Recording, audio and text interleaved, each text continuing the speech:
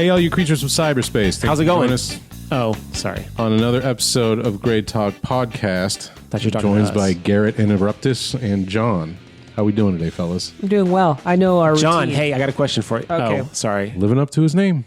Am I interrupting you guys? I'm so sorry. A little bit. Just a tad. How you guys doing? Really? We're doing really good. Oh, God, again. I'm so sorry, John. This is going to be one of those episodes. One of our patented Grave Talk crossover episodes. Crosstalk. It's going to be one of them annoying Welcome back to bits. Crosstalk, where we talk over each I other said. the whole time. I'm doing good. I'm excited to do our Worst in Show marathon. That's right. We're changing it up a little bit. We're going to be doing a whole month-long Worst in Show, which in particular, we're looking at what?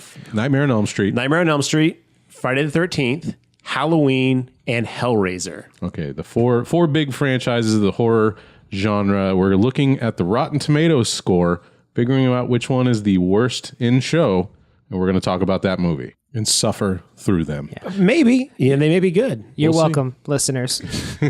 All of the franchises were pretty clear cut of which ones are the worst. As you saw on our Twitter, we are doing Friday the 13th, Part 8, Jason Takes Manhattan, Nightmare on Elm Street, Part 6, Freddy's Dead, Halloween 6, I believe that is The Curse of Michael Myers. And then we are also doing a Hellraiser movie. Now, the thing about Hellraiser is there were a couple entries that had 0 ratings. Basically, no critics had rated these movies or given them any kind of grade. So we opened up a vote. It was between Hellraiser Inferno and Hellraiser Hellseeker. And that vote is going on, was going on previously. And I believe based off what's happening, we should have a choice for that. And we can update you next episode. Excited? Not really. Oh, I'm sure they're both really bad. Actually, I'm upset because the one that's winning is Inferno. Now, that's the Scott Derrickson one, and I was like, oh, Scott Derrickson's a dope director. That's pretty cool. But Hellseeker actually has Christy from the first movies all grown up, and I want to know what happens to her, but that movie is losing. I think I know what happens, and I think you're going to be disappointed if Yeah. I'm correct. I But vaguely remember Hellseeker. Inferno, I remember thinking, oh, this was okay. It's just not a Hellraiser movie. So spoiler on my feelings on that movie. It's the Hellraiser goes through a long period of time where they just grab scripts and go, make this a Hellraiser movie. no, not a long period. It's still happening today. So like Die Hard movies. Yeah. Okay. And each subsequent one seems to drift further away. But we're not here to talk about that nightmare. We're here to talk about a new nightmare. Oh, look at that fucking segue. That was The- smooth. The Final Nightmare, according to the title. From 1991, Freddy's Dead, The Final Nightmare. Wait, is this subtitle The Final Nightmare? Mm-hmm. It is. Oh, I missed that part. Which is a lie. It is, because 3 years later, there's a new nightmare. True. Now, this one was directed by Rachel Talalay. This is her directorial debut. Her first movie, they were like, hey, why don't you do this $1 million selling franchise character? Now, to be fair, she had producing credits on the previous 2 Nightmare movies.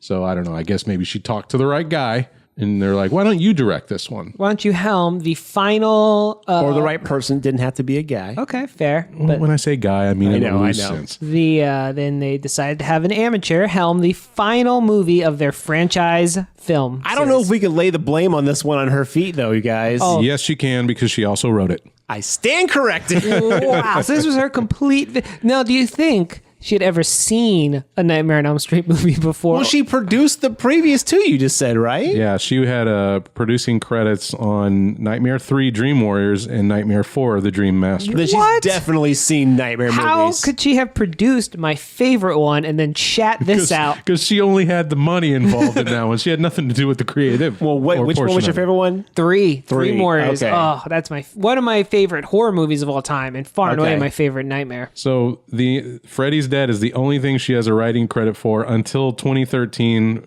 she wrote a short called Advice from a Caterpillar. It was And that's it. the caterpillar said, "Don't make Freddy Krueger movies."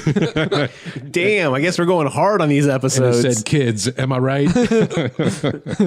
All right. So this one is, since we said we're doing Worst in Show, and this is based on Rotten Tomatoes scoring. Critic scoring, not fans Okay. scoring. Not. I not bet the they're fans. pretty close, though, at least for this one. Very possibly. I will say I went off critic scoring because, again, fans tend to have different thoughts on movies, but I wanted to kind of go about what the critics thought. Yes, and currently on Rotten Tomatoes, this one's sitting at a 20% with the critics.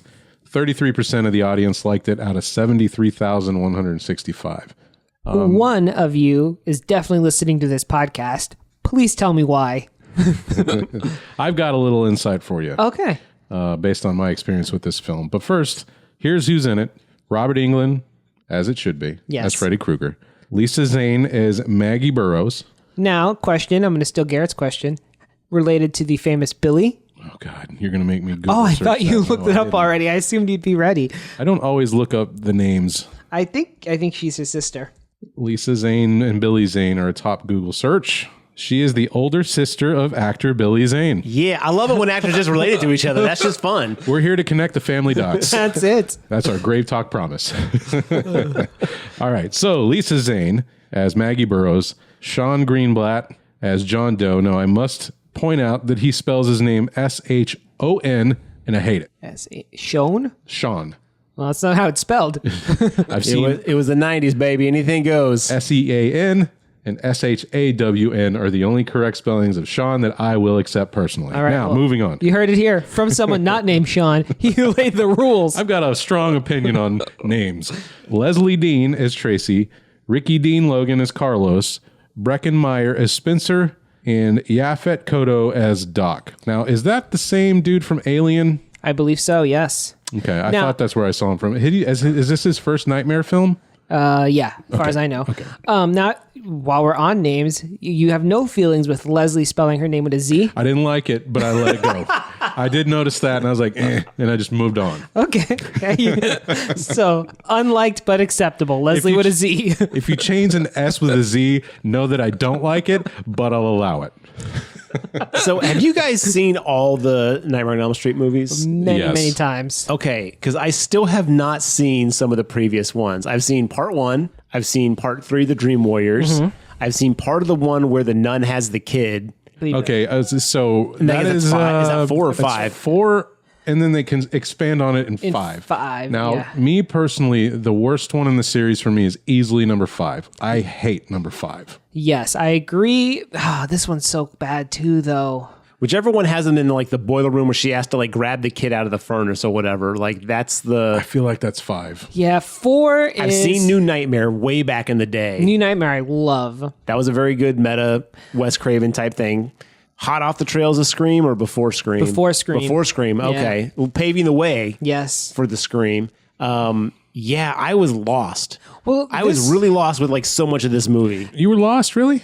Well, I Okay, mean, I understood it, but I was like, how, is this canon? Who is this guy? Except- is this legit? Except for the part where Freddy, most of the time, has to attack you in your sleep.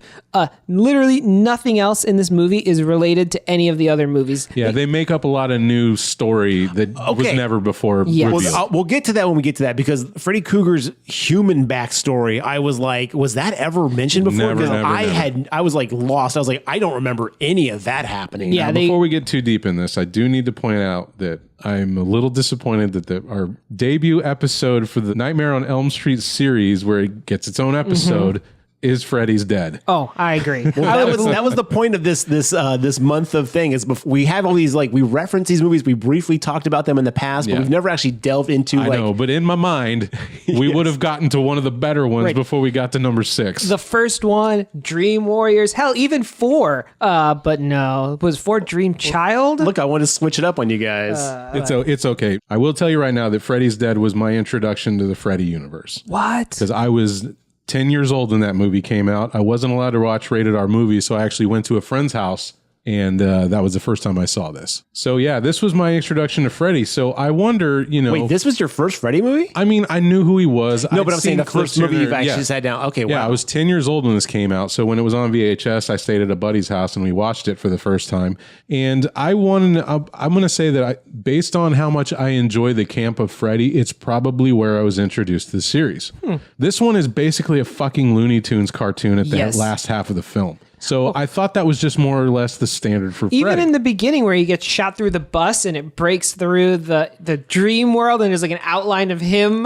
right. Oh, the fucking Wile E. Coyote Yes. like silhouette of the kid. Now, John, was this your first? No, I really cannot remember what my first Nightmare on Elm Street movie was. I feel like it was number 1, but I mean, I grew up with these movies. This was like my first horror franchise. I do know that. Yeah, I'm going to assume that people that started out with number 1, when they got to number 6, they're like, this is fucking awful, Yeah. right? But me coming into 6 first is kind of like, and Garrett, you know this comparison very well, is that I like Van Hagar as much as I like Van Halen. And this is why you're because a garbage I person. came into both of them at the same time, and I didn't give a shit about David Lee Roth or Sammy Hagar. It's like, it was just all Van Halen to me. I get that. Cut his mic, John. No. Cut his mic right now. As someone who comes late to a lot of things, I don't. You miss the controversy, so it's like, Right. oh, okay, yeah, this Like, is well, just whatever. what it They is. just switched singers, no big deal. So yeah, the original Freddy being more scary. Now he's already been a household name for a decade.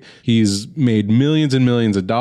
Kids thinks he's cool, even Yeah. though he's killing kids in his sleep. And now he's basically a cartoon character. He's got a Fat Boys rap. I mean, what can't the man do? Iggy Pop song. Well, it's interesting to point that out because my first entry, again, you know who Freddy is just by pop culture. It's like the people who say they've never seen Star Wars. You know what Star Wars is, whether Right. you've seen it or not. Freddy 1 or Nightmare on Elm Street 1 was the first one I was actually introduced to that I sat down and watched all the way through. And I will say, personally, the more they go on, the less I enjoy them because they become less creepy horror. The humor in the first one's very like dark, very creepy humor. Like he's making like a dad joke at the worst time. You're just like, oh God, now's not the time. You have entrails in your hand. But like as the movies went on, they became, as you said, very Looney Tunes, very over the top comical. And I found myself less and less enjoying that. Yeah. And so it's interesting that you started with this. And that's why, I guess maybe that's why you're more comfortable with that kind of Yeah, Freddy. I think because so. the funnier and goofier he gets, the less I enjoy him. Now, this is the funny goofy meter maxed out. Yeah. It's way So too much. high. It's done much more creatively in 3 through 5. I would say 5 starts to get a little bit like with the comic death, Yeah. But I am ride or die for 3, man. It is the Well, I will say perfect balance of creepy and humor. That's about as far as I can go before it starts getting too goofy for me. Like some of the stuff I was like, oh, that's kind of funny, but it is a dream, so it is going to be a little quirky. Yeah. But it's still very creepy, the deaths in 3. After that, from what I have seen, oh man, I have not really been... 4 is all right. 4 Except has for some New good Nightmare, because ones. that shit was realistic. Yes. Where the lady turns into a roach. That one's fucking always gets me. Is that the one with the pizza? Where- the all the yes. faces in the pizza Oh, pepperonis? is that in 5? I can't remember. It's I either- like that bit Yes, too. I like and that it's bit. almost too much too, but I thought it was funny. It's right in the line, but yeah. Well, let's tell you what the back of the VHS box has to say about Freddy's Dead.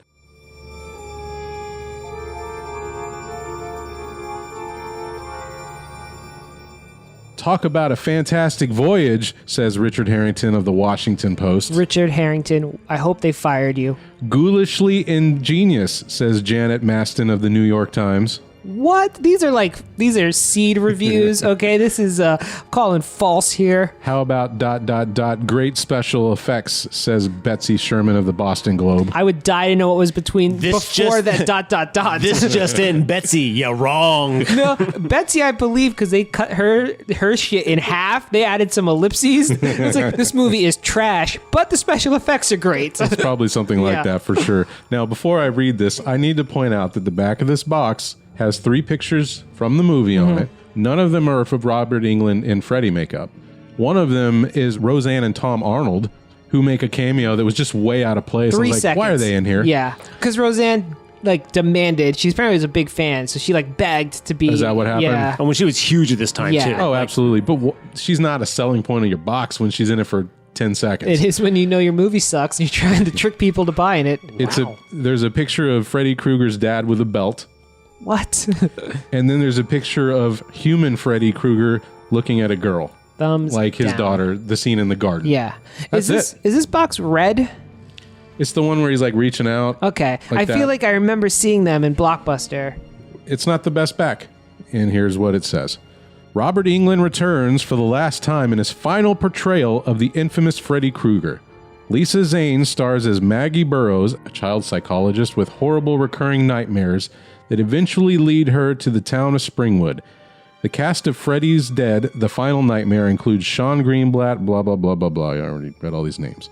The Final Nightmare also features Roseanne Barr, Tom Arnold, Alice Cooper, and Johnny Depp. So that was Alice Cooper. Yeah. Alice Cooper is Freddy Krueger's dad. Okay. So notably, This box only tells you who's in the movie. Right. Look at all this star power we have. We're not trying to sell it on our property anymore. That's warning sign number 1 is when they can't even scrape together a plot description. Freddy's Dead featuring Alice Cooper, Tom Arnold, Roseanne Barr, and special guest, the Dream Warriors.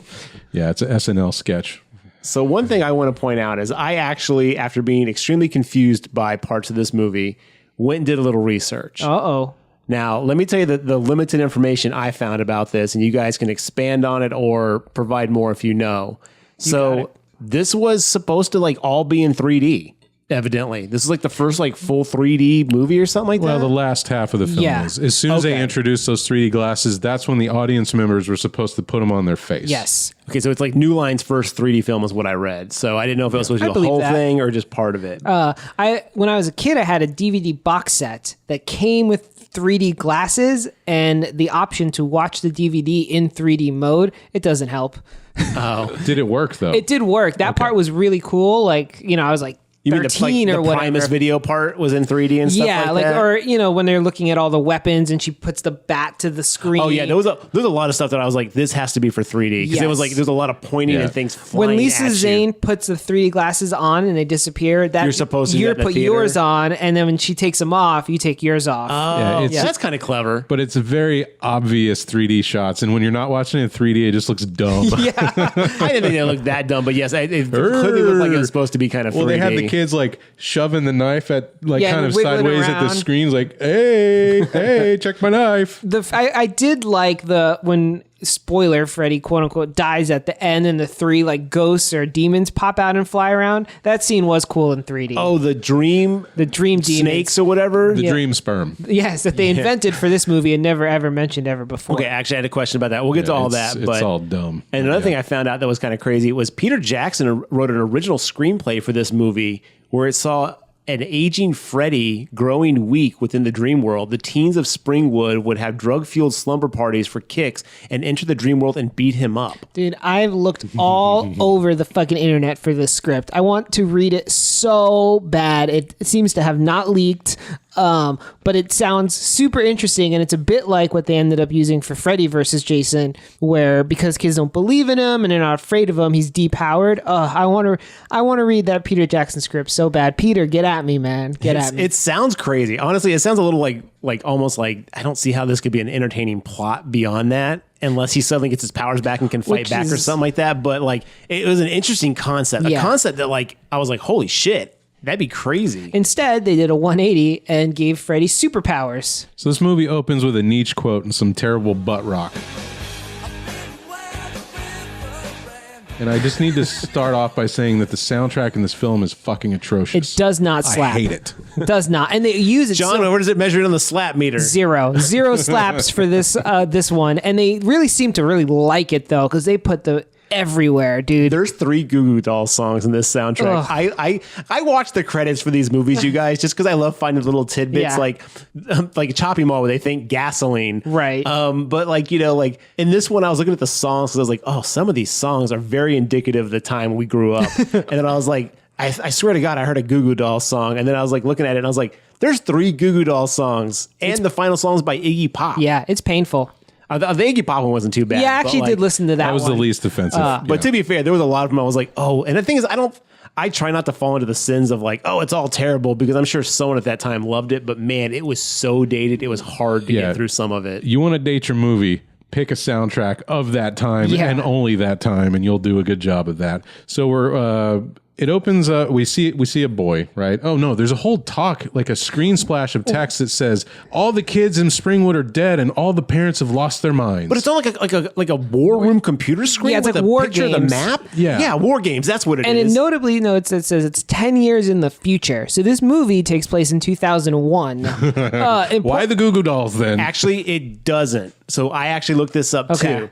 So to keep it canon with Jason Goes to Hell, where the glove comes out and grabs the Jason mask, this actually takes place 10 years from the last movie, not the year it came out, but it takes place when the last movie ended. So it actually takes place in 99 because that's when basically it adds up to where he's already dead in this movie, and then Jason Goes to Hell takes place after this. Technically, You have to stupidly forget what year Yes. those movies came out and when the story actually ended. They're terrible. They're terrible people. don't and I use the hate them release all. date. Use the date of the last movie. Let's just stop and not even think about how what's the main girl's name in the first one? Nancy. Nancy. Forget that Nancy has gray hair in number 3 and is like a Oh, psychiatrist. yeah. She, in 3 years, has blown Aged. through college. She's suddenly became a child prodigy. So I'm sorry, your timeline is already fucked by that. She got gray hair in the first one. When she... But she wouldn't be an adult professional by... No, that part By for number sure. 3, you know? For sure. The timeline, shockingly, Freddy Cannon is not really well fleshed out here. So that all aside, I think I like the idea that all the kids in this town are dead and the parents have lost their minds. I kind of like that idea. Except they haven't lost their minds like, oh, we're struck with grief. They're like, they've lost their minds like they've been through like a fucking sleep experiment. Like, it's Well, maybe like, they don't sleep anymore, and that's like... why? They weren't haunted by them. I don't know. They don't explore it enough. They should have stayed in this town and They're like explored it. Looney Tunes level insane. Also, if that happened to a whole city, there'd be some sort of government. Like, it would have been cool if, maybe this was like an X-Files type episode, right? Yeah, And sure. Lisa Zane was like investigating what happened. No, nothing that cool at all. To give you an example of level of quote unquote psychosis going on in the city, they go to a school at some point and there's a teacher giving a lesson to an empty classroom. Yeah. That really is just to give the audience information of what is going on, Yeah, to push us along in the plot. Professor In Exposition. 1493, Freddy sailed across the sea. And then, Except that the board says 1492, Which is- and I was like, well, you're not even getting the years right, bro. Well, yeah, they fucked up the rhyme, which is in 1492, Columbus crossed the ocean blue. that's how crazy he is, man. When we get to that school part, I have so much to say about the chalkboard that has things Yeah. listed. We see a teen getting a bus ticket. Is that correct? Plane ticket. They're in a Or plane. He's on a plane. He's on a right. plane. And I remember this moment. This sticks out as me as a 10-year-old because I didn't know adults could say the word pussy. But this old lady sitting next to him, he's like, "Oh, I hate turbulence," and she's like, "Don't be such a pussy." He says, I hate flying. Yeah. He says, I'm afraid of heights. Oh, God, what that's a right. stupid thing to say on a fucking plane. I'm afraid of heights. Dude, you're not on the edge of a building. Right. And then this old lady just looks at him and is like, "Don't be such a pussy." I'm like, "Whoa, this movie's rated R." Well, he keeps looking out on the wing of the plane, and I was like, oh, this is a Twilight movie reference. He's going to see something on the wing of the plane, like, oh, there's a Freddy on the wing of the plane, and we're going to have a whole Twilight Zone thing here. No, we get the old woman saying, don't be a pussy. And then she gets sucked right the fuck out the plane. Which fucked me up because I didn't know it was a dream.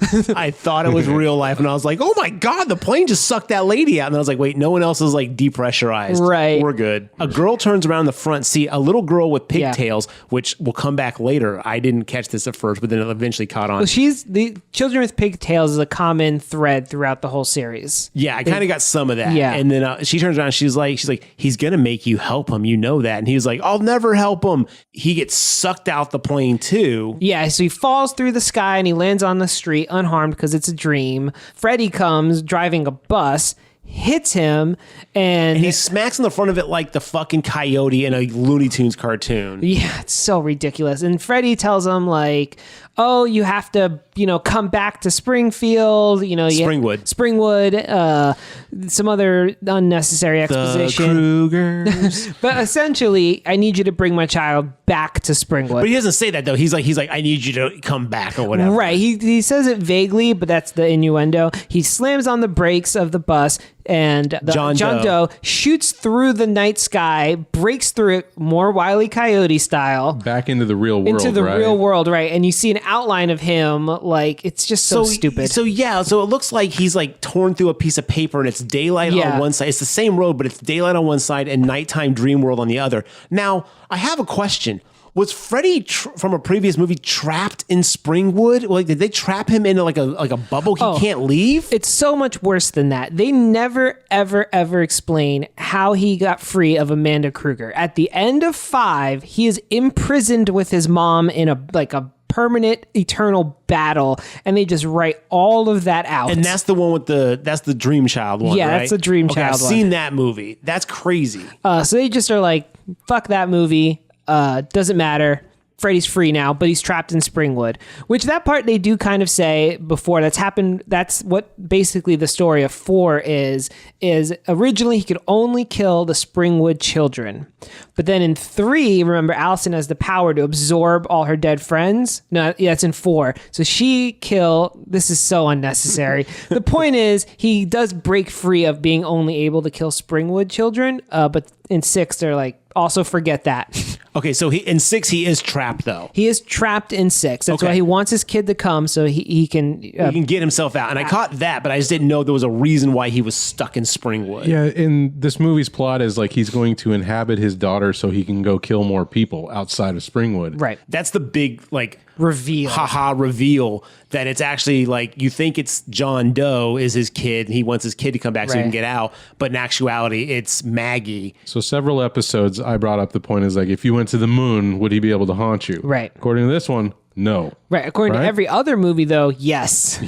So he goes up and he buys a bus ticket, and I only point this out because Robert Shea, the owner of New Line, is the guy that sells him the ticket. Lynn Shea's husband. Lynn Shea's brother. I'm sorry. Did I say husband? Yeah. Okay, I'm sorry, Lynn Shea. I didn't. So that was a cool little cameo. Okay. I was like, oh, yeah, Robert Shea got himself into one of these movies. He probably cameoed more. I just didn't realize. if he owns New Line, he also was like he helped create the first movie. He did a lot for it. Stuff like that. And Lynn was the teacher in part 1.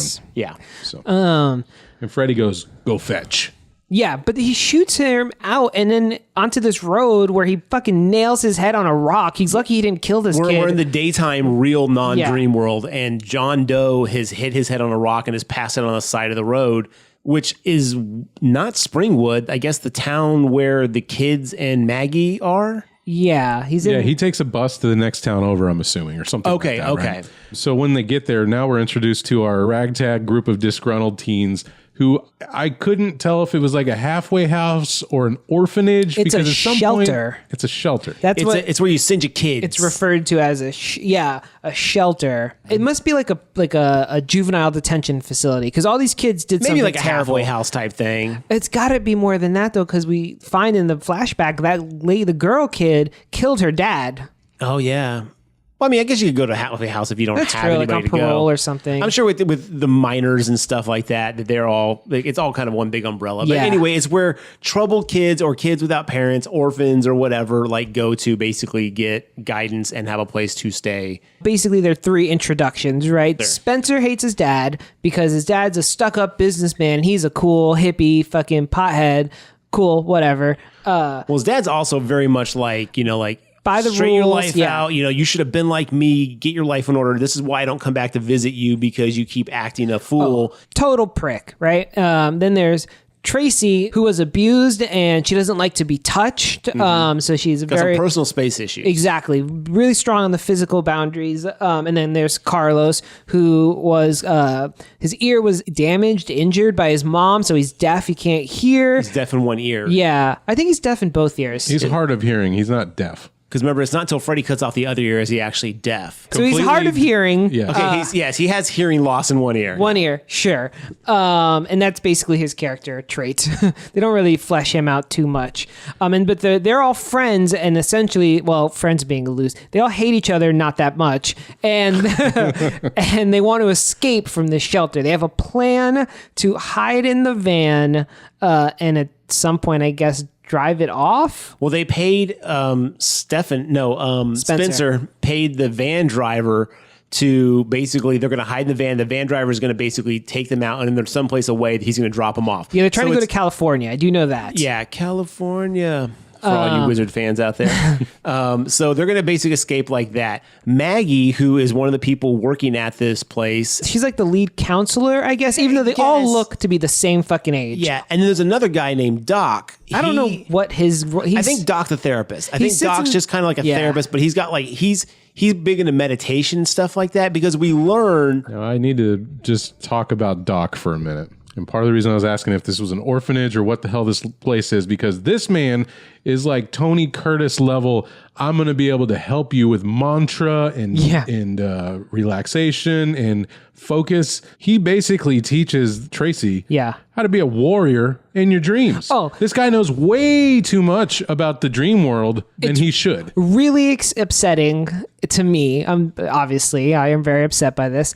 That later in the movie, we find out everyone has the ability to essentially pull each other into their dreams. But that was a huge plot point in number 3. That the main character of number 3, whose name I can't remember, can do that. That's like a special power that she has, and it becomes this big deal. It's basically the whole driving force of the movie. But in number 6, everyone's in each other's dreams, fucking willy-nilly. Honestly, when I started watching this, I thought Doc was the black guy from part 3. Oh. And I realized later, I was like, oh, this is not the same person. Yeah. But I thought that was that kid grown up, and he grew up to help these kids. No, he dies in 4. Okay. In a junkyard. Okay. It's really sad. Spoiler alert for me. He dies in like the first 5 minutes.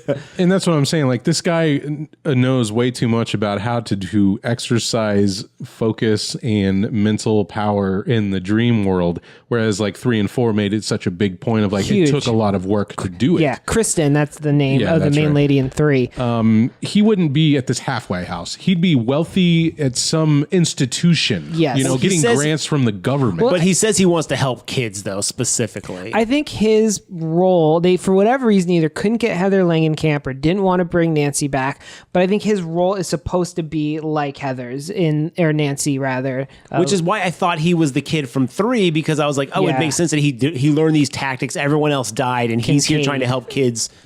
Kincaid. That's what it was. It would make a lot more sense if this was a reoccurring character that had already been introduced to this world. Right. But since he's brand new, that's what makes it so hard to Well, then swallow. that makes less sense, because I thought it was him. Yeah. No, this movie, as you peel it away, you'll find makes no sense. So Maggie goes to meet Doc, and then you see his dream snake poster. Yeah, it's so Now dumb. that's new for this movie, right? Yes. Because I'd never heard that before. Basically, he tells the backstory about like these 3 dreams, demon snakes that basically like they rule the dream world, and then they are trapped there, but they try to find the most evil person and attach themselves to them, and that's just their history. And I was like, well, that's just very convenient. Yeah, and it implies that there's always been a Freddy Krueger and like type entity, which is... But it does, because that when you go to the classroom and the dude's talking about history, it implies there's always been a Freddy Krueger. But then I'm like, then why call it Freddy? Like, because it was because Fred that's his Krueger. actual name. Yeah, that was the man. human's actual name. Why would they know about? Why would Fred Krueger or Fred anybody existed in It's not 1876? like, oh, we've got a new Batman. He's not Bruce Wayne anymore, but he's somebody else. You know, He's Bruce Miguel. You know, you're like, whatever. what the But it's still fuck? the Batman. Like, Yeah, it's Freddy Krueger isn't his secret horror name. It's his real name, right?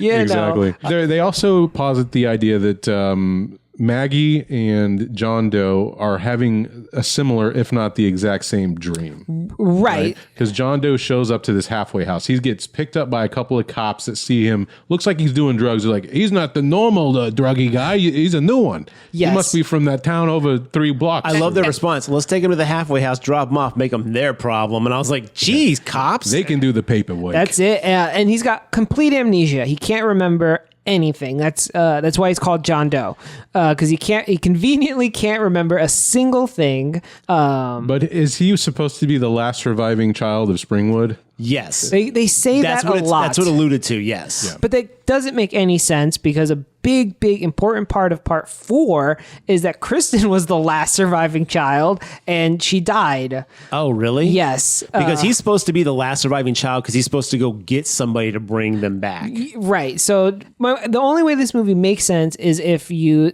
pretend that it picks up right after 1. Not right after, but that like 2, 3, 4, 5 never happened.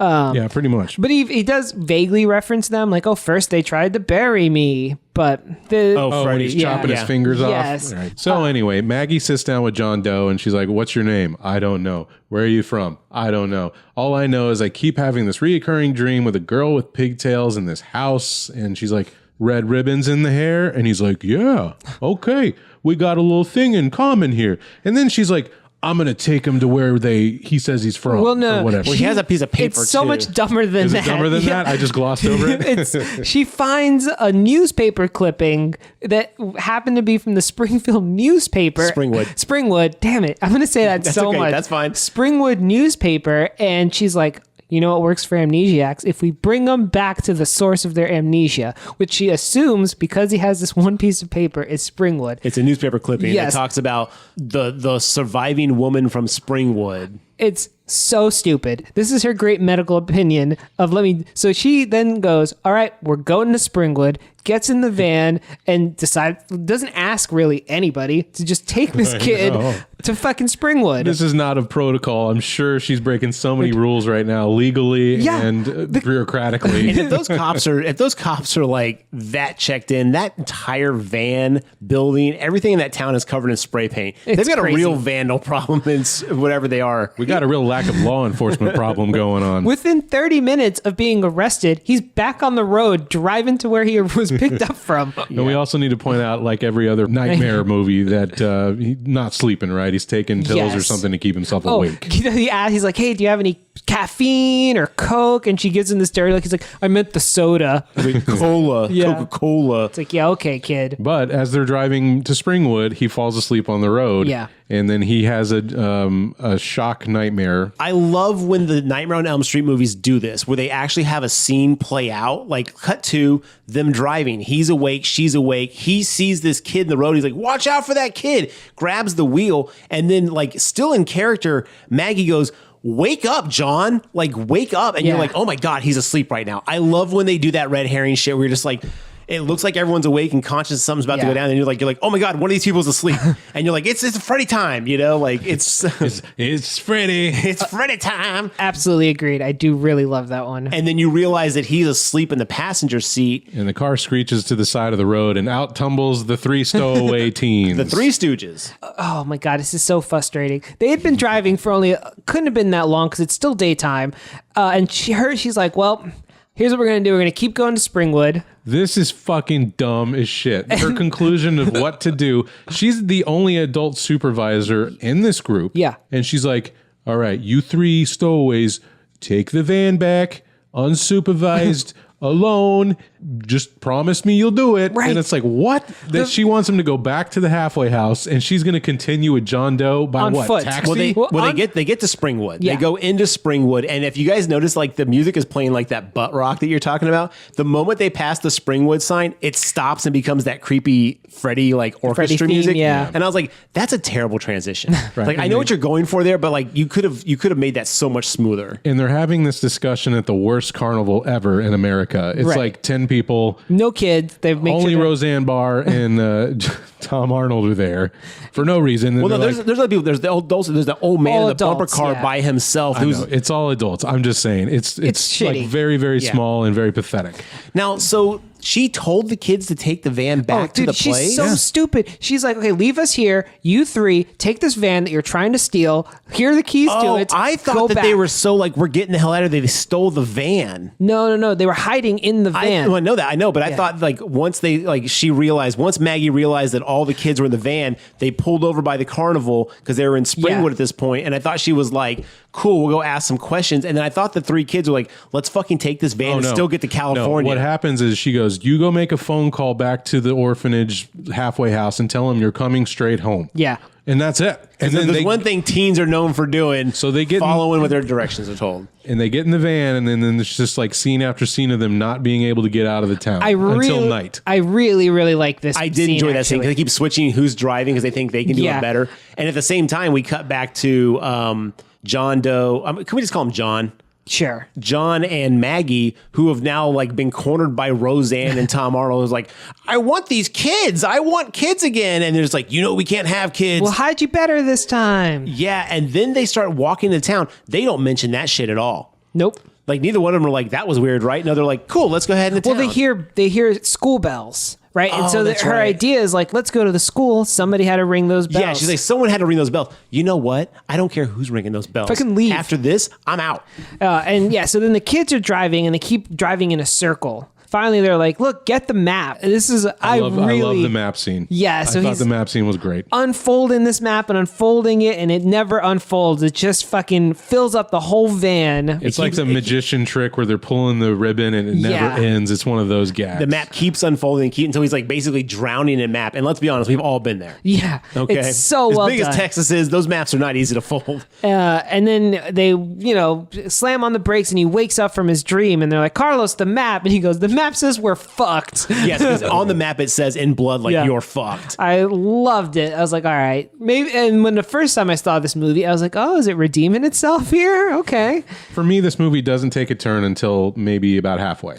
When it really starts to Looney Tune it way hard is when I'm like out of the movie. Right. At this point, I'm still like, all right, let's see where this Are you goes. talking about when Spencer goes into his dream? Yes. Okay, that's where it That's lost me. absolutely correct. I was on board for this movie until Spencer went into his dream, and then he fucked. Oh, we'll get to that point, but like that's where I was like, I might be done with this. Like I might be out at this point because everything, like he passing this statue that says the children will endure. Yeah. And it's like this bronze like kid in like a fucking Boy Scout outfit, yeah. and it's like really creepy. John and Maggie get to the school and they see this chalk drawing that says 1, 2, Freddy's coming for you, and it's got a picture of Freddy Krueger drawn. Yeah. Then they go up to the door of the school, and then it's like 3, 4, better lock the door. The typical little rhyme that the girls do. The girls weren't in this one, right? The jump rope girls? No, they were not. That They I were saw. like 80-yard voiced over when they were doing the rhyming, but that's it. Yeah, no, like not like the traditional in the distance shot of them or anything, but you just heard the chant. So they go into the school. We get the classroom scene that I shortly described at the beginning of the teacher giving us exposition about Freddy, and they find a book conveniently on the table, a scrapbook of all these newspaper clippings. Yeah. And they open it up to one that says that Freddy had a kid. And now John Doe's like, that's why he let me live. Well, yeah, I'm 'cause his son. He's looking at the teacher's board where it says year 0, he has come. Year 1066 aligns with the Saxons. 1492 sails ocean blue. 1812 first kill with cannon. 1869 Freddy kills Mary. 1929 the crash. 1933 Munich sighting. 1945 Hiroshima and Nagasaki attempts fail, and I was like, I need to know more about this. I'll tell you what it is. They tried to kill him with a bomb. I was just That's what thinking they're that. implying. No. Yeah. And it Are failed. you saying all these things are basically like, well, then what does the fucking stock market crash have to do with them? But Well, then I think Freddy caused the stock market crash, right? And then they were trying to bomb him. That's why we used the atomic bomb in 1945. 1966 child taken. Right. And that's the moment where he's like, that's it. I must be his kid. That's why he hasn't killed me yet. 1977 Freddy kills Elvis, and then it has like a kill counter where like all these little X's of like the kills that Freddy has done. This doesn't add up.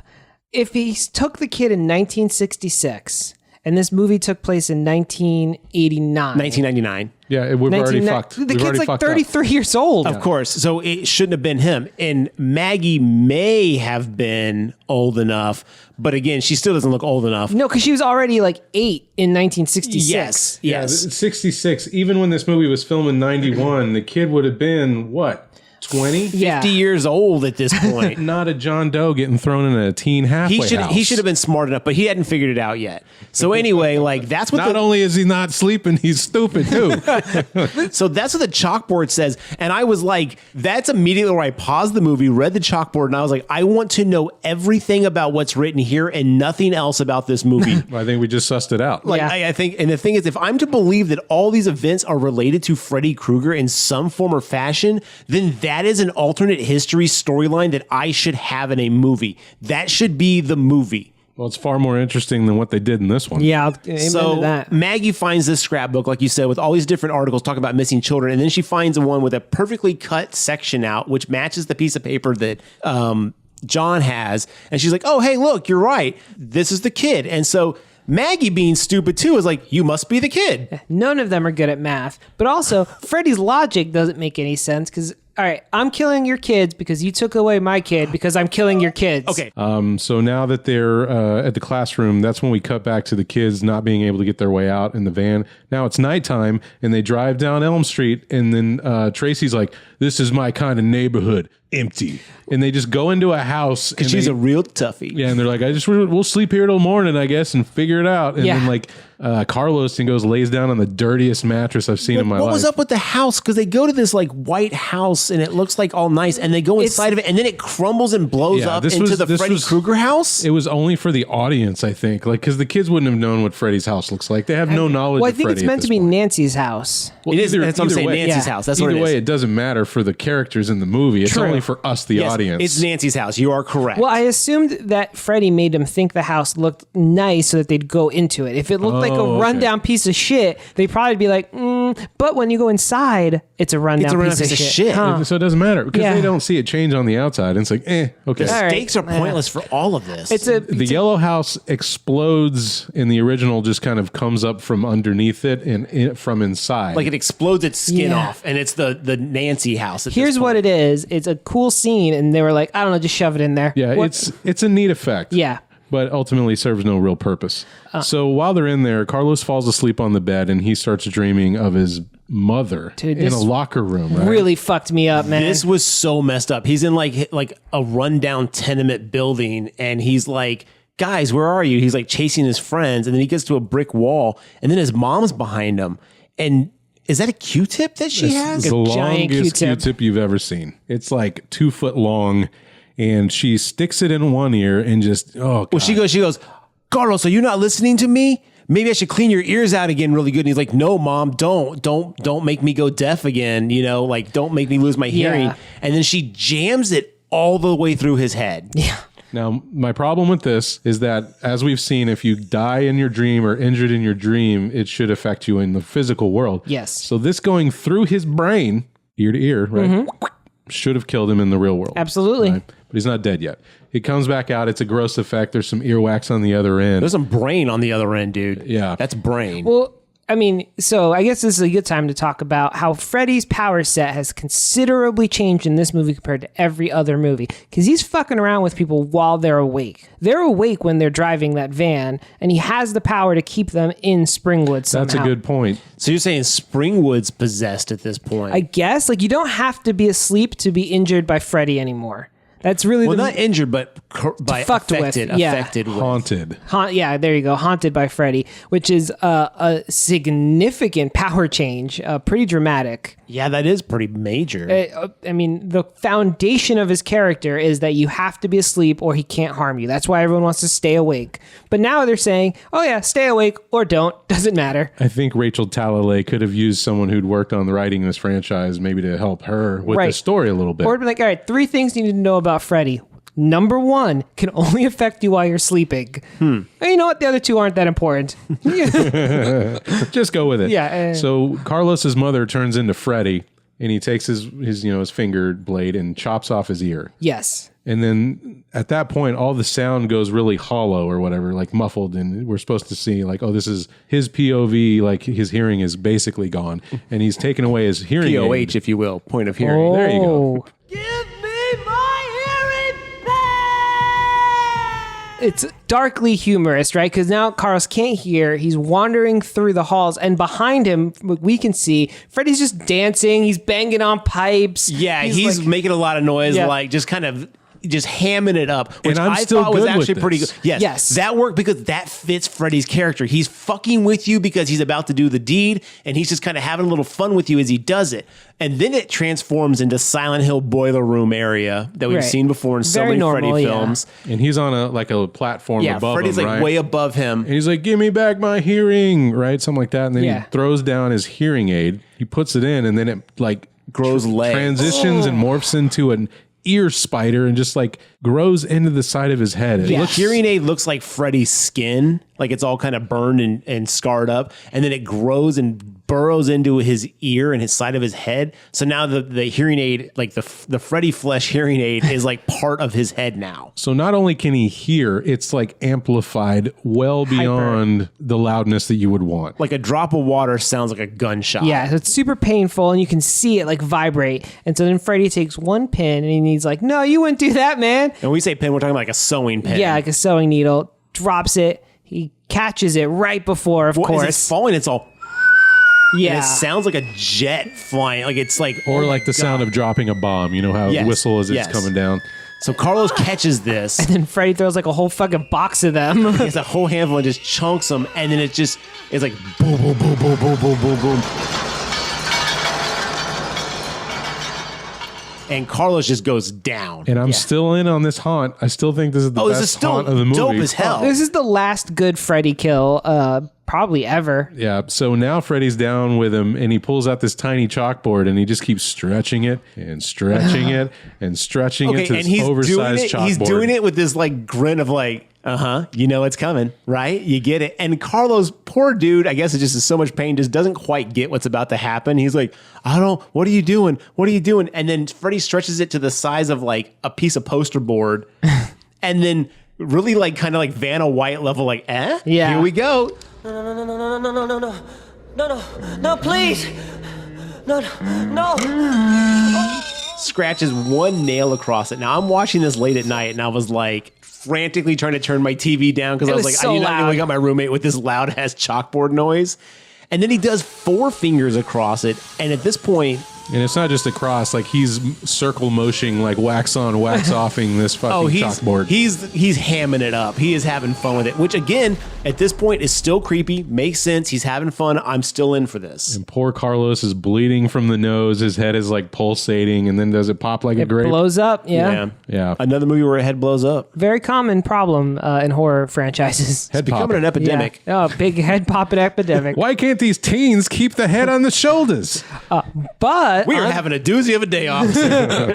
unlike in every other Freddy movie, the body doesn't just stay there. Carlos dis-a-fucking-peers. Yeah, what happened to Carlos's body? Yeah, Who knows? Tracy's back in the awake world. What do we call it? Normal, yeah. normal world. She's looking for Carlos, and she looks at Spencer and is like, "He's gone. Where is he? Oh, they should have found his dead body on the bed." Right. Well, she runs into his room and finds his hearing aid, but then doesn't find Carlos. There's a little blood on the pillow, and she's like, Carlos is gone. She goes back down and tells Spencer, and Spencer's stoned off his ass. Now, let's talk about Spencer and this movie's representation of apparently what people thought weed was in 1991, which is apparently acid.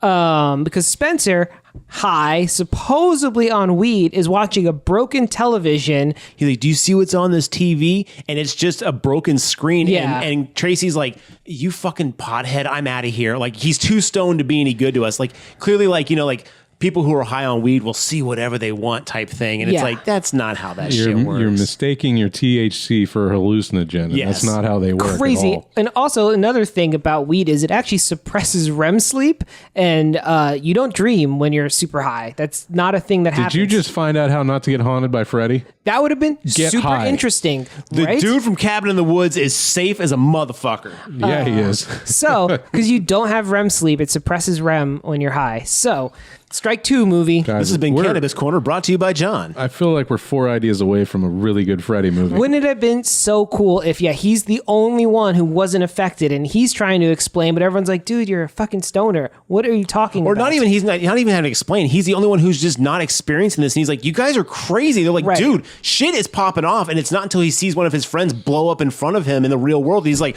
okay, some shit might be popping off. But instead, Nancy Reagan's war on drugs misinformation scheme is well in depth into our movies. Peak. And he's like, I guess he falls asleep while high. And then Freddy comes on the TV. He's like, you ready to trip out, Spencer? Or says something like that. Well, no, first he sees Johnny Depp's commercial. Yes. Oh, right. Oh, I did want to mention, you mentioned that you saw a bunch of people on the television, and then Carlos comes up is Right. like, wake up, Spence, don't fall asleep. Don't fall asleep, you stupid pothead.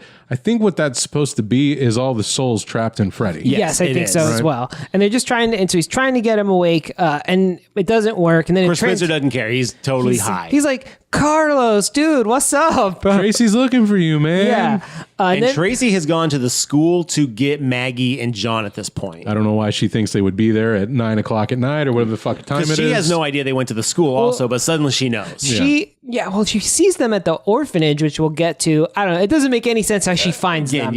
yes. But yeah, so Spencer, then it transitions from that weird people, like all the souls, to Johnny Depp doing the, hey, this is your brain. Was that the Johnny? That was Johnny Depp. That was a Johnny Depp cameo. He yeah. looks so different then. It's funny. They got him. He didn't look like a pirate yet. Well, he didn't look super young like he did in the first one. He didn't quite look like Johnny Depp like we know Right. now.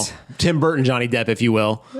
So yeah, he's like, this is your brain. This is your brain on drugs. Everyone knows that PSA. Yeah. And then Freddy comes, smacks him with the frying pan, and is like, I don't know what you're talking about. This looks like some eggs. And Spencer thinks that's the funniest fucking thing. And I agreed. I was like, well done, No, Freddy. you're wrong. That was not funny. On Johnny Depp's IMDb credit for this movie, it says guy on TV, parenthesis, as Oprah noodle mantra. Oprah. What the fuck? Oprah noodle mantra. Is that what that is? Was this an Oprah PSA? I wonder if we go through the credits, it says guy on TV, Oprah noodle mantra. Like Johnny Depp didn't get his name in the credits. It was Well, I know he's an uncredited, he didn't actually have his name in so this. that's probably what it said. Instead of Johnny Depp, it said Oprah noodle mantra. Oh, that's hilarious. That's his stage name. Well done, Johnny Depp. And then that's when Freddy's like, hey, do you want a trip? And it becomes something straight out of the 60s. Does he give something to Spencer, or does Spencer just start seeing this stuff He straight just up? starts seeing it because Okay. he's still asleep in the. Okay, yeah, I know he's in dream Yeah. world at this point, but I couldn't tell. I was like, is this supposed to be because of the weed, or is this because of whatever? Yeah, But, And the thing also is that the nightmare connection tissue that goes from this psychosis 60s acid trip colorific thing into a video game doesn't make any sense. Inagata DeVita. Inagata by DeVita, baby. Not Iron Butterfly. Is it Iron Butterfly. Yeah, Iron Butterfly is playing. The TV starts bleeding psychedelic like colors. I say bleeding, I'm talking like yellow submarine type bleeding like colors. Right. Design. No, you think you're going to end up in some sort of tangerine dream nightmare, bell bottom and tambourines clapping. Yeah, yeah. Instead, we transition to a Nintendo game. Yeah, like some sort of weird 2D, like. Cartoony, pixelated thing. And Yeah. it's like, Even at that time, the NES graphics were better than what they drew on that screen. Now, no offense to any production designer who poured their heart into this. I'm glad you're out there doing it. I can't judge because I'm not, but Nobody my poured God, their heart. It did not look video game-esque at all. It looked like someone's like pop-up book of video game levels. Well, they had mentioned before, Spencer likes video games, so of course he had to die. I missed that throwaway line. Video At the very games. beginning, he's playing the video game while his dad's yelling to at him. him, and he's like, I know you can hear me. You're just playing those games all the time. Okay. So that's why they landed on that. And now Freddy apparently is controlling the computer characters of his dad with a tennis racket Yeah, and he's using in the video game. like an Atari controller. Yes. Right. To beat up Spencer. Be like me. Be like me. But at the same time, what we keep cutting back to is Tracy has found Maggie and John, and they're coming back to the house because she's like, something happened to Carlos. He's gone. Maggie's like, I told you to go home. She's like, fuck it, we didn't do it. Well, he says we tried, but we can't leave. We couldn't. So let's go back and find Carlos, and Spencer's at the house. And so like, okay, fine. So they all end up going back to the Nancy house. This is where we see Spencer in dream mode, and he's fighting. Go ahead. Oh, it's so stupid. They walk in and Spencer's missing. She's like, he was right here. And then I guess they notice that he's on the TV. Yeah. Right? John Doe is like, I'm going to get into his dream. Hit me with a bat. Hit me with a bat. I'm going to knock myself into the dream. And she's like, you dummy, there's another way to do it. He's like, he punches her and she just cracks him asleep with that which bat. is, if you're knocked out, you don't fucking dream. Back to where number 3, this was a really important big fucking power. But he Only one person could do it in 3. Right. He just And falls. how did he know about this already? How did John nobody Doe know knows. this? Because movie. Yes. Well, unless Freddy told him how to do this to basically because he already brought Maggie with him. Fuck it. This makes no sense. It's broken. It's a broken plot. So he falls into Spencer's dream, and then Tracy also just magically comes in after him Apparently, she can sleep immediately and start dreaming REM immediately. right away. And she's like, I told you there was another way to do it with chi and relaxation. So John and Tracy walk up on Freddy. He's like in a little office area Yeah. playing this video game, and they just run in there and like grab the controller.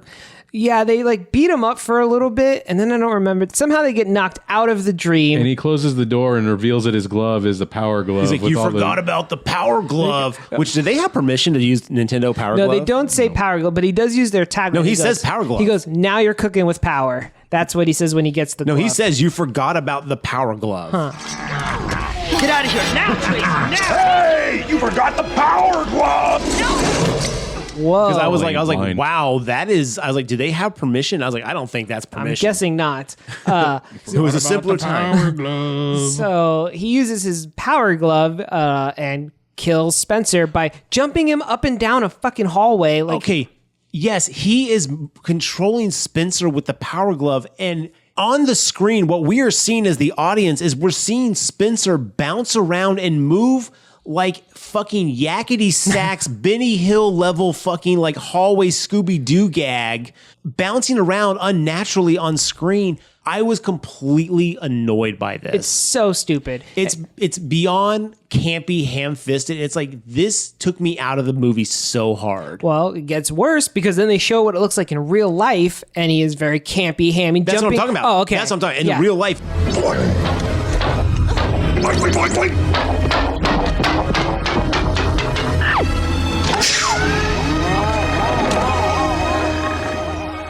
you see Spencer's body perfectly straight and stiff, jumping around as if it was a perfectly comatose, pixelated So character through stupid. the real world hallways. And people see this and they're like, what is he doing? And they can't wake him up for no reason because it's never been a problem before in Freddy movies. You've always been able to wake people up and save them. But And the bouncing and all the effects of this are just overlaid with the most blasé, bland sound effects from cartoons that we've heard since the 40s. Yeah, they're not video game sounds. They're cartoon sounds. And this is exactly why, at this moment, this is where the movie completely falls apart and turns into a cartoon. yeah. they're like Chuck Jones level sound effects. Yeah. So Spencer ends up at the edge of the stairs, and then a portal to hell just opens up at the foot of the stairs. Because Maggie's going to grab him, and then a huge portal opens up, and he... falls down the stairs into hell. And she makes no effort to stop it. She just watches it happen. I'm like, Yeah. all right, well, that happened. Maggie's very ineffective How in this movie. does Freddy open a Ineffective, not ineffectual. How does Freddy open a portal to hell in the real world? Who knows? Who cares? Well, he's Movie in doesn't Springwood. care. I assume in Springwood he has powers because he's... And are all the adults real in Springwood? I assume Or are they so. all figments of people's imaginations that Freddy's manipulating? I'm not quite sure, but there is a scene earlier we did kind of gloss over where I think one of the characters falls asleep and we watch him walking upstairs in the dream, and in the real world, he's walking on nothing. Oh, And he yeah. goes Joe upstairs. back in the halfway house. So it's like whatever's happening in the dream happens in the real world too, whether or not there's a physical plane for you to step on in the real world. Like you just do it. And that's outside of Springwood, so that doesn't And make it sense. never happens in any other Freddy movie, right? Because when they're asleep, we even see it in the first one where she's running up the stairs and it becomes like pancake batter. She's not running up any fucking stairs. She's just laying in bed. In the third one, they go in these group sessions and they're just sitting in chairs. So Well, then how do you I hate explain in this the movie. first one the girl gets shot to the ceiling and spun around and blood spray? Freddy grabbed her. If Freddy acts on you, it happens. Okay, so if Freddy manipulates you in the dream world, you're physically affected by Yeah. that. But if you're just dreaming it, you're not actually physically doing it in the real world. You can't move yourself. Freddy is the only one capable of moving you in the real world in the dream state. More or Until less. this movie. Yes. Until this movie. Okay, cool. God, I'm so confused. Because before this movie, the falling asleep just had all the same effects of falling asleep. Like when you're in a dream, you don't move because you're dreaming. Like every other Freddy movie respects that. While Spencer's dying, Maggie and John Doe go to an orphanage. Well, yeah, because Tracy's still in the dream world kicking Freddy's ass. Right. She does some flip shit, and she's like, She kicks him right in the she balls. immediately has this concept of well, I'm in dream world, I can basically be a total badass, and starts fighting Freddy. Yeah, she has the collective knowledge of all the characters to 3 and 4, but she didn't earn that knowledge. Very just annoying. Just by the Doc character training. That's it. Which would have made sense if that was Kincaid, but evidently Kincaid dies. Yes. Sorry for the spoiler for a That's okay. 32-year-old That's all right. movie. Hey, no, I'm good. They go to this orphanage and they're like, oh, hey, they meet the orphanage Oh, runner. hello. Yeah, they meet the orphanage runner. I don't know what they're called, the admin. Manager. And they're like, she's like, oh, hey, I remember you. And Joe's like, oh, you remember me? And she's like, and I remember you, and I remember you. And she's just pointing to the air. Yeah, the orphanage manager is Yeah. basically talking to kids Phantom that aren't kids. there. But they Which do. made me think, are these people real or not? I think they're real. They're just, in Crazy. a crazy, yeah. They do conveniently find a drawing of a family, and it says K. Kruger. And he's like, oh, that could be anyone from Kevin to Kyle. But it's definitely me. I do know that. Wait, does he say that? Yeah. From Kevin to Kyle, He's but it's like, definitely me. I drew this dude. This was my drawing. I'm a K. Yeah, he so wants to be Freddy's kid. It's almost like he's like, I'm cool with this to have a dad. He's way too into it, right? I think he's trying to justify why he's a piece of shit. He's like, clearly I'm a villainous spawn. I'm a Kruger. What do you want? Yeah, that's what I do. And they're like, oh my God, Freddy. And then that's when John's like, I know I'm your kid. And he's like, you dumb son of a bitch. You're not my kid. She's my kid. He doesn't say she's my kid. He says, I don't have a son. I had a daughter. Oh, that's right. That's right. Which the audience has figured out at this point. We're not dumb. We know what the fuck's happening, but everyone else in the movie is like, what do you mean? Well, John Doe is still asleep, and they Yes. throw him in the back of the van, and they're trying to leave the town, and that's when he starts dreaming, and the house just uproots itself and goes into the atmosphere, and when he falls out, all of a sudden he has a parachute on. He pulls the parachute, and Freddy's like floating in the parachute and comes down and starts sawing off the parachute. He's like, you won't kill me. I know, because he's like, oh, you think I'm your daddy. And he's like, I don't have a son. And then it says, I had a daughter. And he's like, oh, fuck. But I do like, so John is like, this is some bullshit. Nothing is going to get me off of this bed. And then Freddy just sets the bed on fire. He's like, fuck. And then he jumps out the window, and that's when he starts falling with the whole. In the real world, as they're trying to get John into the van, Freddy like vapors himself into Maggie's head. Like he like uses her body. He's like time to transport or something like that. And he goes inside her head. Now, is this a new power that Freddy has where he can basically like go inside people and travel around? Yes, he's never done that before. And doesn't it have to be his daughter? That's the only way he can get out? Because didn't she have to be there for him to actually transport out? I guess according to this one movie, John was supposed to bring Maggie here. Yes. That was his whole purpose. That's why the little girl at the beginning was like, you're going to help him. That's the implication, but it's never explained. Okay. So now let's go ahead and finish John Doe's death. Freddy saws off the last of the parachute straps, and he goes falling down, and then in very cartoonesque style, like the Roadrunner or something, he pushes out a bed of nails into the street, and he tumbles and falls right onto it. And in the real world, he's got these puncture wounds. It starts bleeding, and he wakes up for a minute just to go, not a boy. John Doe's dead. Yeah, I was like, don't waste your breath on that. I fucking hate this kill, and this is it. This is like the ultimate jump the shark, stupid kill. Like number one on my list of shitty. And lands on the fucking bed of nails. No, like, I don't care about that part. It's the way he pushes this bed of nails out, all fucking comically, Wile E. Coyote. Well, did you notice? Looks at the camera. Yes. Okay, like, I would say, did you notice where he gets it to the middle of the road and he looks at the camera like, aren't I a stinker? I was like, get the fuck out of here, dude. He might as well just painted a tunnel on a brick for the van to crash into. I fucking hate it, man. It's like, God, way to suck all the joy out of this. It's no longer a horror franchise at this point. It's a poorly done comedy now. So they make their way back to the Orphan or shelter. the shelter in Elk Grove or wherever it is. Right. And at this point, they're trying to get their wits about him, I guess. Well, and they like, go talk to Doc. Yeah. Well, first they're like, hey, sorry, all these kids are dead. And they're like, dude, what the fuck are you talking about? Oh, There's no John Doe. These people don't exist. They're like, we went on this field trip and Spencer and Carlos are dead now. And they're like, we don't know who the fuck Spencer So and now Carlos Freddy are. can mind wipe everybody's existences from other people? And Doc's like, he's not just killing them, he's erasing them. Doc comes in and goes, I actually remember Carlos and Spencer. So Doc is the only one who still remembers the kids that died. Everyone else has had their mind wiped like Men in Black. Because Doc is a fucking dream warrior. Well, yeah, Doc's like... Which would make sense if he was Kincaid. Yeah. I'm just going to say it every time it makes sense. If it was a dream warrior.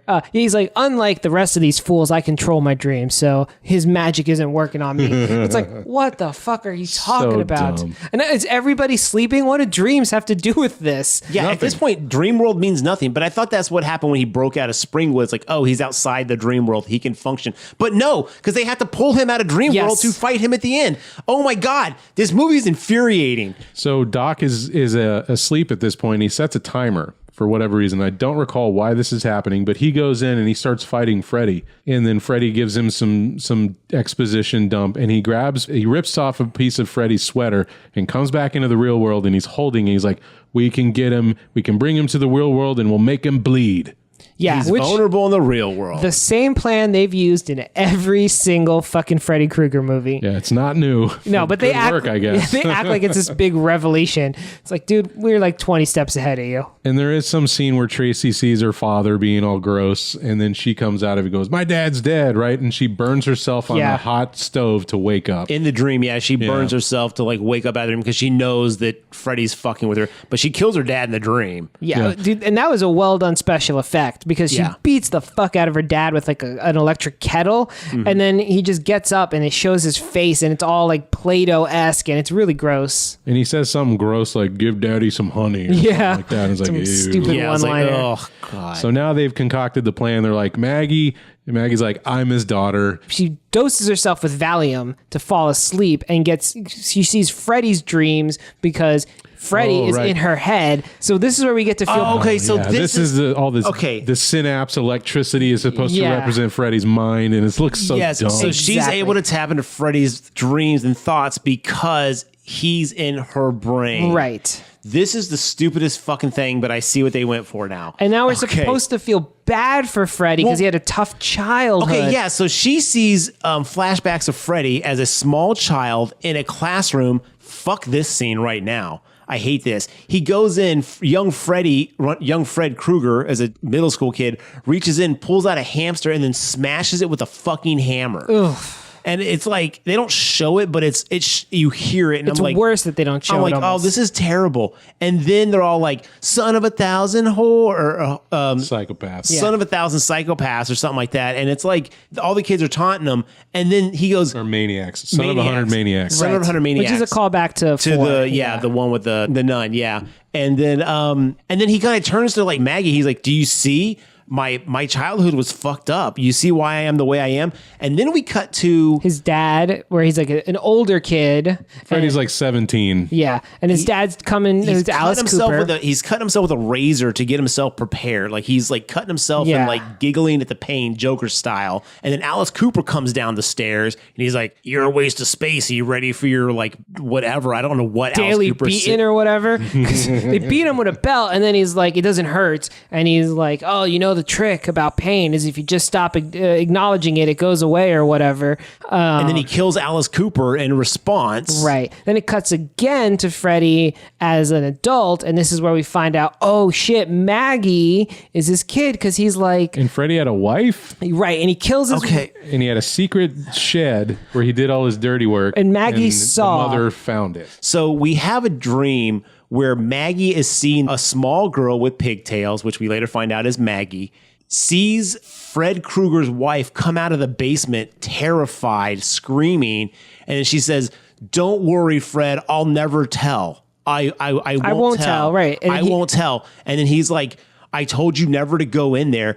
And now, are we to believe that he was killing kids in there? Yes. Yeah, he was busy doing all his dirty work while he was married.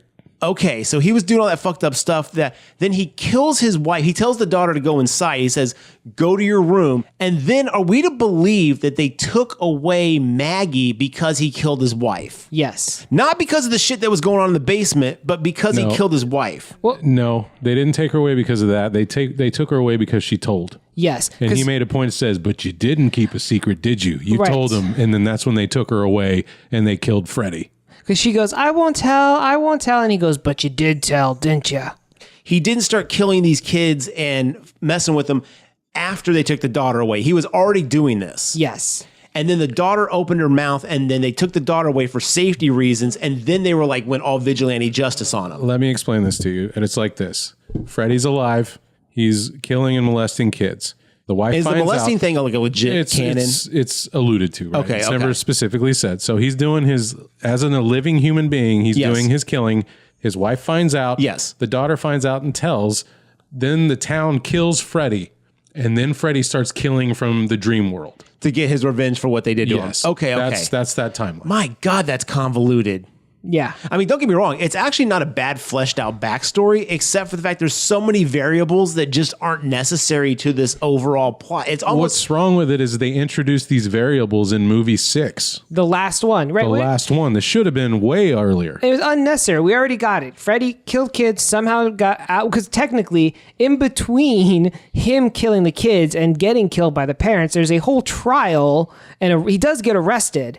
Yeah, and somehow that's what he I thought too. Yeah. It's way too convoluted at this point, and it's messy, and it just doesn't make sense. Yeah, there's just That's no the logic. problem. Don't try to humanize this dude. Like, Right. don't try to like sympathize your monster. And he's telling that this is at the end of the movie when he's Oh, in he's the real telling it world. to Maggie. This That's is where right, he's trying that's to right. convince her not to kill him. It's like, don't you understand? Don't you empathize with my position? That's what he's doing. At that Okay, moment. yeah, that's right. Okay, so we get this dream. She realizes that she is the little pigtail girl. And when they actually had her in like full adult, like Yeah. in the pigtail outfit, I was like, that's creepy. It looked real dumb. But one of my major problems with this movie is we call her a little girl, but she's really like 7 or 8. 6 at the she should have some memory of like who her parents were. Well, I mean, repressed memories can be crazy. You can block stuff She's gonna out. But yes, press her whole childhood. after the seeing what she saw, having her dad taken away, the trial, Yeah. the killing, she's got something there. Just going to have to accept the amnesia portion of John Doe and apply that to her to some degree. Okay. I guess, Right? yeah. I mean, that's the only way it makes right, sense. because she's too old to have forgotten all of this. Yeah, like, absolutely. So now they're talking to Doc, and he's like, look, we can pull him into the real world. We're going to kill him. And she's like, I'll do it. I'm the daughter, whatever. He won't kill me right away. So they put her to sleep, and they put these, like, what are those pressure-sensitive electrodes on her head, and they're like, we're going to yank you out right when we see your heartbeat jump, Right. because we know that's when it's going to be happening. So she goes into the first, dream world. he also says, here's your 3D glasses. And she's like, what the fuck do I want these for? And he's like, oh, this will help you determine what's real and what's not real. But it's also a clue for the audience to put because on. he says in dreams they can be whatever you need them to be. Right. And so she puts them on to basically see Reality. the Matrix code, if you will. I I don't would know. have just preferred is like, why do I need these? Because it's a gimmick we're going with for this movie, and the audience needs to put them on. So the last 20 minutes of this movie was shot and originally aired. I don't know. Was shown in 3D. I did like the 3-snake door. Like, Yes. I thought that was a cool puppet. Agreed. So she goes into the realm, and then there's a bunch of 3D nonsense that goes on. If you guys really want to get into the weeds don't. on it, It feel looks, free. it looks like a claymation animated Primus video that looks cool as shit for the time, and then it's supposed to be in 3D, and you go through all these bizarre synapse areas. And while she's in the dream, Freddy does show up, and she just like bear hugs him from behind, and he's like stretching his arms really long. I guess might have been a throwback to part 1. Remember, he had those really long arms. Yeah. Well, that's what I great thought scene. too. Yeah. So he's struggling, and then zap, they go back, and she wakes up, but Freddy's not around. They're like, oh shit. And then somehow they like, she's like, but it's still 3D. It's still the same, or whatever. Looking at the screen. So Yeah, I'm just like, what? So I guess maybe like Freddy, all right, if I'm trying to make some sort of headcanon, maybe the barrier between dream and reality has gotten very soft. And that's what they're trying to allude to here They because just of couldn't explain it well enough. right, because of all the abuse that Freddy has done and the fact that he took over this town, like maybe it has punctured this barrier some and there's leakage. I don't know. That's whatever. I'll accept it Cool. because there's not a better answer. Yeah, they the have no movie gives other- us. yeah. That's a better explanation than the movie does. So they go down to the basement area, and there's like a shelf locked closet of all the weapons they've confiscated from these kids, and there's like Chinese throwing stars. Right, which they reference in the very beginning because they capture a fucking pipe 'Cause bomb Spencer makes a from pipe Spencer, bomb. and they're like, just put it in the basement with the rest of them. And they say, aren't the cops supposed to come take this stuff? And they're like, the cops are supposed to do a lot of things. And it's like, the cops in this town suck. Bullshit. If you're making a pipe bomb, they're going to arrest you. You're on They're- a list. Yeah, they're not just going to take the pipe bomb away and be like, bad boy. Like, you're going to fucking jail for making pipe bombs. Like, And while they're collecting all this weaponry, they look over and it's like, oh, there's Freddy laying on the ground Yeah. on some cardboard boxes. I'm like, what I is- thought he was sucking his thumb the way it looked like. First, like they reveal him. I thought he was like curled up, sucking his thumb. Like, it's a really weird scene. And then Maggie goes over there, and he's like, that's when he starts like, oh, don't you see why I'm like I am? They tease me. They made me this way. And it's like, no, dude, you were smashing rats. Yeah. You were basically there. Yes, they taunted you, but that's not enough to empathize and make you the sympathetic villain. right, I don't want, you killed so many people. With glee. I don't want to empathize with you. So they get in a tussle, and she ends up taking his glove away from him, right? Did you just say tussle? It wasn't that I much. know. It's just so weak. It's fight. because they very quickly trap Tracy and Doc in a like locked jail room. Yeah, they're in the contraband cage, and they get 'Cause locked in. They couldn't figure out what to do with 3 survivors. That would have been an unfair fight for Freddy. I didn't want to kill those 2 characters. Right, so they just wrote them out. Oh, sorry, they're in a lock. Oh, the lock's jammed. and they start sliding weaponry through Yeah. like the chain link fence. Here, and It's like like a video game. yeah. So he gets like pinned. Like apparently she's great at throwing stars. I don't know if you've ever thrown one of those. I did as a kid. They're hard as fuck She's to get to stick and stuff. A fucking expert. Yeah, She's a ninja. Yes. so she's just like throwing projectile and projectile at him. Knife Just like and Chinese stars, and he's like circus pinning him to the wall, like his clothes, and he's got a knife through his wrist. She had taken his glove off his hand at this point, like she had gotten the glove off of him, and then he's like, "Put it on, it'll feel right. Your family." Yeah. I expected like, oh, is he gonna like mind power her into the villain or something? Like, I why thought was he so, so intent on her putting the glove on? Like, Well, I think he Like father, like son. I think he just wanted to like be like, I'm not feels alone. in good, this. doesn't it? Well, yeah, I really thought when she put it, like he thought when she put it on, she'd be like, "Oh yeah, I understand why he's a fucking gleeful murderer." Yeah. Like, Yeah. his logic falls short there. I really love the pincushion scene. It was so fucking dumb, and at this point, I was so done with the movie. Like, We were talking about he's got him pinned yeah, against just the like wall. all the projectiles like throwing into his body. I'm just like, And the way they keep cutting to her, they're not actually showing the results. They're just like showing her take 1, take 2, take 3, take 4, take 5, take 4. And then they cut to Freddy. He's like perfectly pinned in the wall. And you're like, oh, okay, that's what she was doing. they should have just kept going with it and be like a bucket of paint, a fucking stuffed animal, just like all this random garbage. being Flush thrown- rush, son. Yeah. it's a cartoon. I'm just like the only thing they're missing is like a smell to form into a hand and grab someone by the nostrils. They should have Like, pushed like some TNT over and done the whole plunger bit. Yeah. Like they were that far away from it and could have done it, and it would have been like, yeah, I get it. I get it. So at this point, now I have one quick question before we continue. As she's fighting him and gets the glove off, she cuts his hand and like bends his hand back. She's like, how does it feel to be human or something like that? And breaks his hand backwards, like basically right below the fingers, mid like palm, bends it backwards to it cracks and rips open. And then when he's pinned against the wall, he pulls his hand off the wall with a knife through it and then bends his hand back and it fits back perfect. Now it's still broken and he has to bend his fingers and he's in pain. But is he human at this point? He is, because he says, I forgot how painful it is to be human. But Yeah. then he fixes his hand. If you have your hand broken back, you don't fix your hand. Again, You're looking for logic that isn't there. Okay, goddamn. This movie abandoned logic long this ago. is so frustrating Yeah. at this point. Freddy's powers, when he's in quote unquote human form, have always been ill defined anyway. So, like, it's to me the Is it least. supernatural, John? Yes, definitely. Okay. It's the least egregious of the many egregious things in this movie. But yes, like Mark said, there's no logic. Freddy's also here. got green blood, which I thought was crazy. Yeah, they showed that was it in the before. dream. That was in the dream world when he's cutting his fingers off, saying, "I've died by burial. I've died by." They even fire." tried holy water. Like, yeah. Yeah. So I just chalked that up to dream blood. So at this point, Maggie puts the glove on. And then she walks up to him and she says something dumb. I'm sorry, I can't remember what it is. It's At this It doesn't point. matter. I'm so drained at this point after this movie. And she basically jams the claws in his stomach and like lifts up. So basically, she's killed him by glove. No, not yet, because then they hand him Spencer's pipe bomb. Oh, yeah. and he could put it in his mouth or whatever the fuck, and he explodes into Yeah, they pieces. jam it in his chest. Yeah, in his chest, and then his head goes spiraling at the camera for your last 3D fact of the movie. And it's like his face, His head's morphing coming out of his through mouth. his mouth. Yeah, it's a weird It's effect. like a Pink Floyd video And type can't thing. forget the last Right, words. he says That's famous last word. right. Kids. That's how they thought they were going to end the Nightmare on Elm Street franchise. This iconic I did not hear that. horror cat, like, known for his quips and being witty and scary and kids. That's how they were going to end this franchise. Oh, I can never forgive him. How did England sign on to that? I mean, I guess he just didn't want anybody else being Freddy, but like, how do you not be like, you guys got to rewrite this? Money.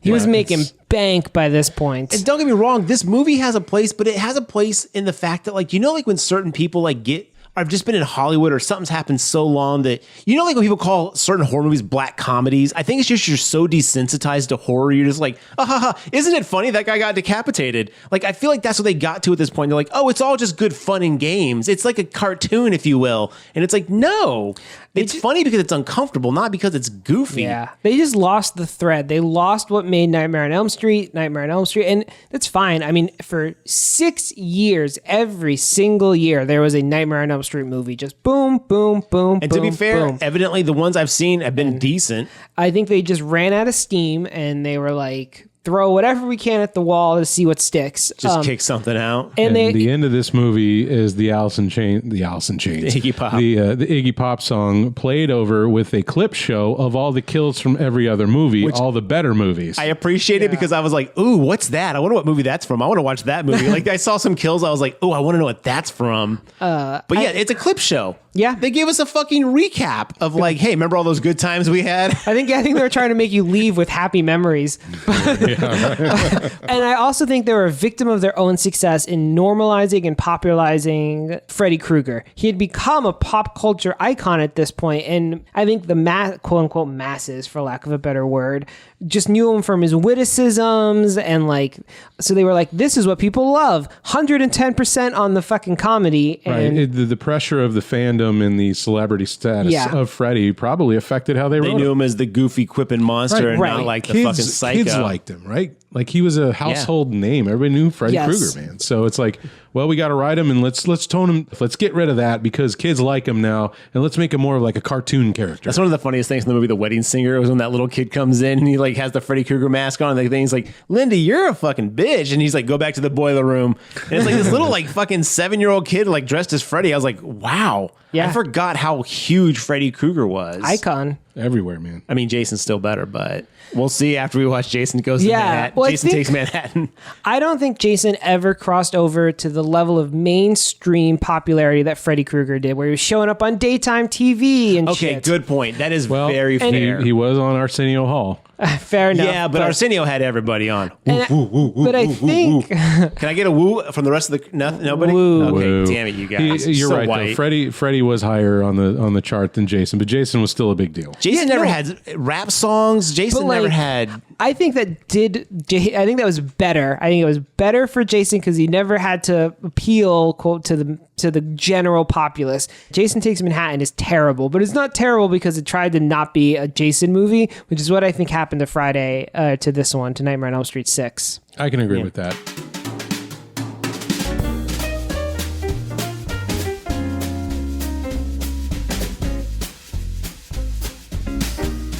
So after Freddy blows up, the 3 little dream snake sperms that were inside him, these dream beings that evidently exist in this like dream netherworld that possess the most evil person they can find, get away. Are we to believe these are constants, like, like Right, they're gonna Galactus or, They're going to go find the next Freddy Krueger. Yeah, there's some throwaway line in this movie where, like, the dream beings gave me my abilities. And there's even a scene where he's in the house burning alive. And they come to him and they're like, Yeah. what do you want? And he's like, everything. And I was like, wait. Unlimited power. And they go, of course you do. It's like, oh, you're snarky. I like you. But the thing is, like, did he want everything? I thought he just didn't want to die.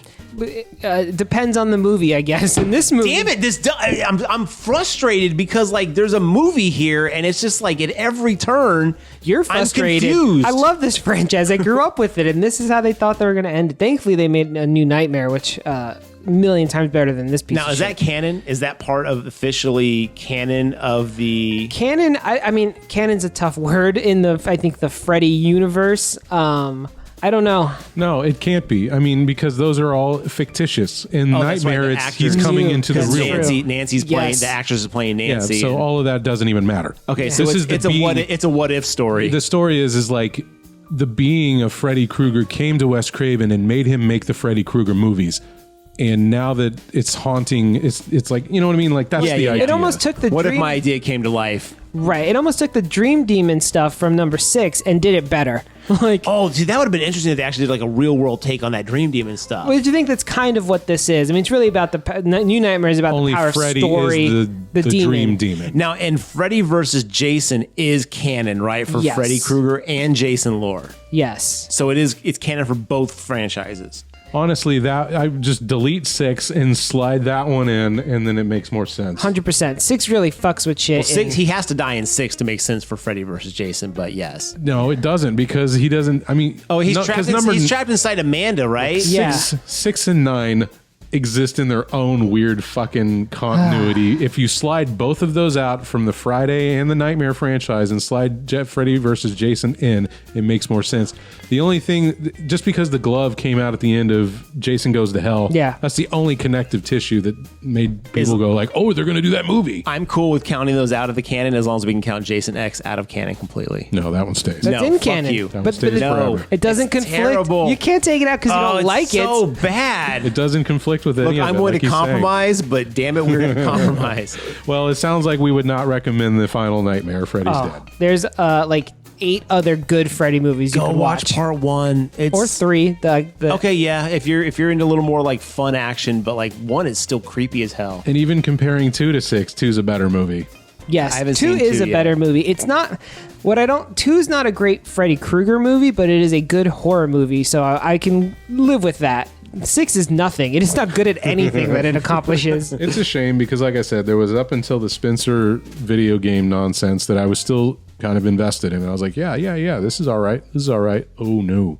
No. You know, we're shitting on this movie. Kudos to you out there who are making movies. Keep making movies. You know, they can't all be fucking bangers, as the kids say.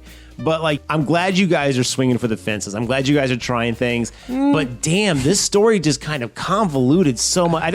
I don't want to shit on people who, like, work their ass off on a movie. Now, it's unfortunate the movie's not good, and we're talking about the movie itself, not, like, the people who work on it. But, like, I feel bad shitting on something for this long because it's going, like, what the I feel hell? like nobody involved in this movie, if we asked them right now, would say, "Oh yeah, that was good." I don't believe that. I think everyone is cognizant enough to know that, like, oh yeah, we tried our best and we made shit. That happens sometimes. Look, someone out there is proud of Hot to Trot. Okay, I got to believe that someone's proud of Freddy 6. Maybe Alice Cooper. Maybe Alice Cooper. Well, what did you guys think of Freddy Dead? Freddy Dead. Freddy Dead. You say it. You do it. I don't want to do So it. what did you guys think of Freddy's Dead, Jason Part... Okay, let me try that one more time. So what did you guys think of Freddy's Dead, The Final Nightmare? Hit us up on the Instagram, the Twitter, the Facebook. You can also find out more Grave Talk information at thegravetalk.com. And that wraps up our first episode of the best Worst in / show. X'd out Worst in Show. Worst in show. Do you think it's going to get better from here? I can only hope, although I know I've already seen Friday Part 8, and it's a fucking miserable slog. yeah. We have hope that Halloween Part 6 might be better. Yeah, I think Paul Rudd's in it. Ooh, I love a good Paul Rudd movie. In Part 6? Yeah. Oh, all right. Stay tuned for our last episode where we'll tell you which ones of these we hate the most, I suppose. Yeah, we'll wrap it up then. All right, well, thanks for joining us, and we'll see you next time.